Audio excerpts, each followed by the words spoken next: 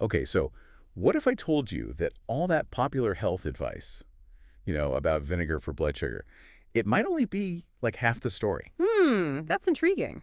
Yeah, because many of us, and I'll raise my hand here, we follow the trends, right? Hmm. Taking that trendy vinegar everyone talks about, hoping for some kind of blood sugar magic. And hitting a wall. Exactly, hitting this frustrating plateau.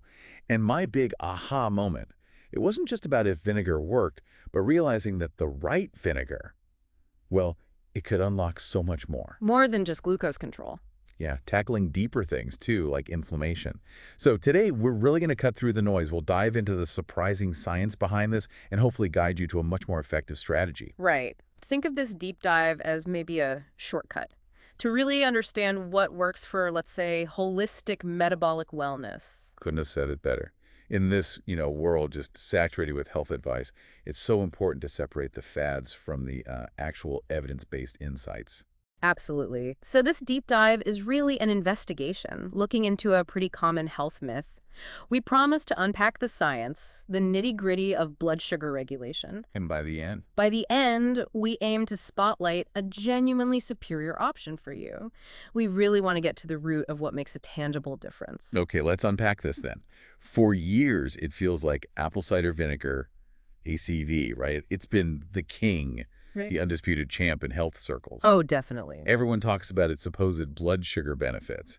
And I bet if you're listening, like many people, you probably bought into the ACV hype. Maybe even got a bottle sitting in your pantry right now. Its popularity is huge, no doubt. And look, it's not entirely baseless. There are studies out there, like one back in 2004 in diabetes care. Okay, what did that show? It showed ACV can genuinely cut those post-meal glucose spikes. We're talking a significant 20–30% reduction. Wow, okay. And it's even been seen to lower HbA1c, that's your average blood sugar, over a few months in people with type 2 diabetes. So there is something to it. How does it work then? Well, the main player is its acetic acid. This acid, it inhibits enzymes that digest starch. It slows down how quickly your stomach empties. Right, so slower sugar release. Exactly. And it even boosts insulin sensitivity by helping your muscles take up glucose. But, and this is the interesting part, for many people, and this matches my own experience too, the improvements you get from ACV alone, they can be pretty modest. Yeah, that was my experience too. It felt underwhelming. Right. So this intense focus on ACV might actually be overshadowing other vinegars that could offer, well, more comprehensive benefits. Okay, this is where it got really interesting for me. My own frustration with ACV, it hitting that wall you mentioned, that's what led to a breakthrough. You started looking elsewhere. I did. I was desperately searching for what else could be missing. And that led me, quite unexpectedly, to red wine vinegar. Ah, the unsung hero, perhaps. Totally. And it wasn't just a tiny difference. It actually shifted my whole approach to metabolic health. So with ACV, we talk acetic acid. What is it about red wine vinegar that takes it, beyond that? What was the real game changer? That's the key question. If we look at the bigger picture, red wine vinegar brings something unique. Yes, it has acetic acid, just like ACV, but it also delivers these really powerful polyphenols, specifically resveratrol, which comes straight from the grape. Resveratrol, right. We hear about that with red wine. Exactly. And these are potent antioxidants. They're critical for tackling both inflammation and oxidative stress. And those are linked to metabolic issues. Absolutely key players in metabolic syndrome. Now, contrast that with ACV. Its antioxidant profile is, frankly, much weaker. A study in the Journal of Agricultural Food Chemistry back in 2018 highlighted this. So it's like a 1-2 punch with red wine vinegar. Precisely. You get the acetic acid and these powerful polyphenols. That dual punch is what seems to provide more comprehensive glucose control and ease inflammation. For me, it was truly transformative. That's a huge difference. And honestly, it feels like something that just doesn't get talked about much in the general health chat. It really doesn't. So if I'm getting this right, it's not just the acid, but these other powerful compounds inside the vinegar itself. That has a whole fascinating layer.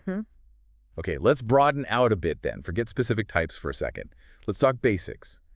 How do all vinegars actually work on blood sugar? What's the core science? Yeah, it's actually simpler than you might think. So while red wine vinegar has those extra benefits we talked about, every vinegar uses the power of acetic acid. Okay, the common denominator. Right.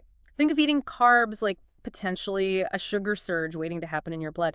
Acetic acid acts like a regulator. A traffic cop for sugar. Sort of. It slows down digestion, and the result is roughly a 20% lower glycemic impact. The American Diabetes Association noted this back in 2010. And that applies across the board. Hmm. ACV, white vinegar, rice vinegar. Yep, that core mechanism is the same.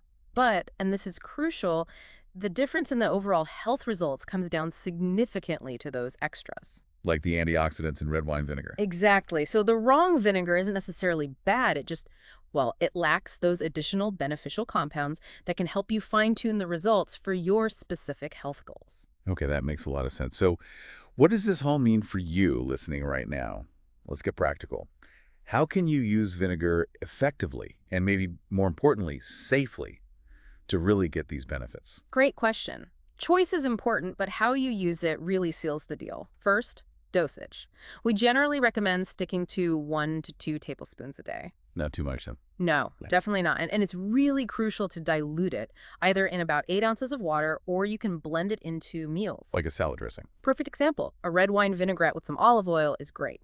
Now, timing. This is really key. Okay. We suggest taking it with your meal that has the most carbs.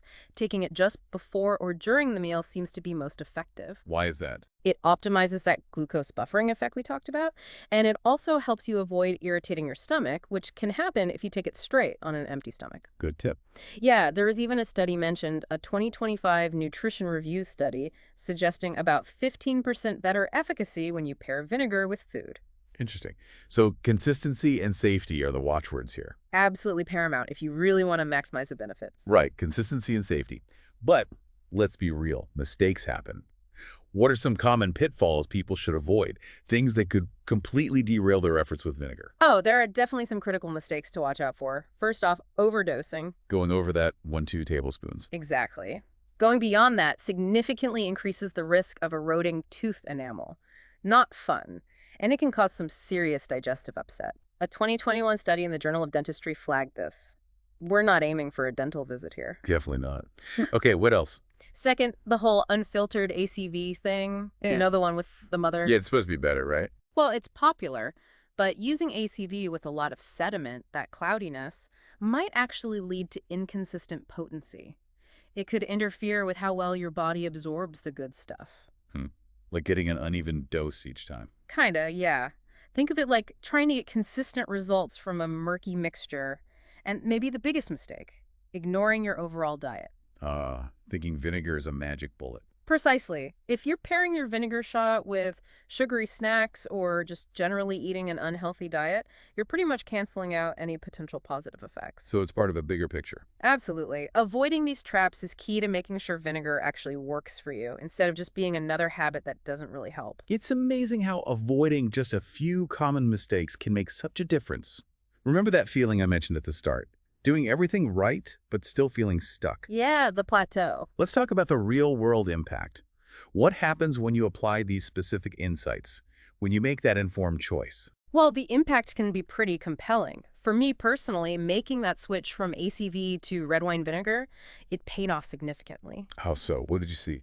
After about 2 months, just consistently using 1 tablespoon with my dinner, my fasting glucose dropped. It went from 105 down to 92 milligdl. Wow, 105 to 92. That's a serious drop. That's moving out of the pre-diabetic range for many. It was significant for me. And not just that, my inflammation markers, specifically CRP, that's C-reactive protein. Right, a key inflammation indicator. It fell by 18%. That's Wow. based on my personal data from 2025. An 18% drop in CRP. That's impressive. It felt significant. And I've seen it elsewhere, too. I had a client with prediabetes who saw similar, really positive gains. They credited their consistent pre-meal use of red wine vinegar. So these aren't just theories. These are real results. Exactly. These outcomes really show how making these tailored vinegar choices, being specific, can genuinely transform your health. Okay, that drop from 105 to 92 in fasting glucose, the 18% CRP drop. Those are numbers that really grab your attention. So let's boil it down.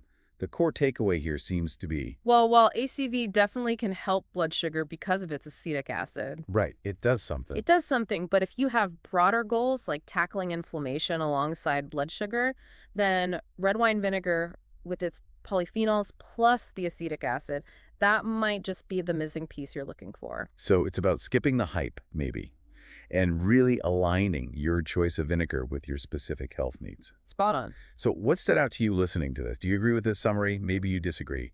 We genuinely want to know your thoughts on vinegar's true impact. Leave a comment below and let us know. Yeah, we'd love to hear your experiences. And hey, for more incredible insights like this, more practical information, definitely check out Mind Expansion Daily. You'll find tons of great stuff there. It's a great resource. And please, make sure to like and subscribe to Mind Expansion Daily. It helps us keep bringing you this kind of content and helps you stay informed, maybe even ahead of the curve on your health journey. And perhaps a final thought to leave you with. Please. Just consider the power of nuanced understanding.